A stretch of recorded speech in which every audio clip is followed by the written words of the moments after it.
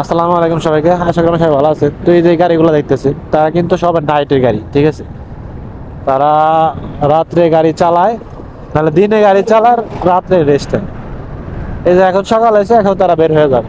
অনেক গাড়ি বের হয়ে যাবে, আর অনেক গাড়ি আছে যেমন এই যে গাড়িগুলো আসতেছে, এরা এরকম কোনো টার্মিনাল আছে যা এরা তারা থামবে, হয়তো 100 টাকা দিবে, 200 টাকা দিয়ে সারা রাত ওখানে গাড়ি রেখে, যে ওখানে খাবে, ওখানে থাকবে, সারা রাত ওখানে থাকে, ঘুম পাইরে তারপরে তারা বের হবে। এই যে দেখেন, এই গাড়িটা ওয়েট করতেছে।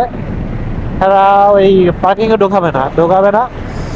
এই যে গাড়িগুলা যে কোনো জায়গায় দেয়, মনে করেন যে সারা রাত গাড়ি চালাইছে, অনেক দূরে গেছে, তার মনে করেন যে ঢাকা থেকে চিটাগাং, ঢাকা থেকে রাজশাহী, ঢাকা থেকে বগুড়া, মানে বিশেষ করে মনে করেন যে দূরপাল্লার যে ট্রাকগুলো আছে যেগুলা, এগুলা মনে করেন যে যে কোনো একটা টার্মিনালে যায় থামবে, অথবা রাস্তায় থামবে, ফাঁকা জায়গা দেখে থাইমা খাবে, রেস্ট নিবে, একটু ঘুম পারবে, তারপরে তারা রাইড করবে, ঠিক আছে। এই দেখেন ওই পাশে দুটা দেখা যাইতেছে গাড়ি, এরা দূরপাল্লা থেকে আসছে, ইঞ্জিন ঠান্ডা করতেছে,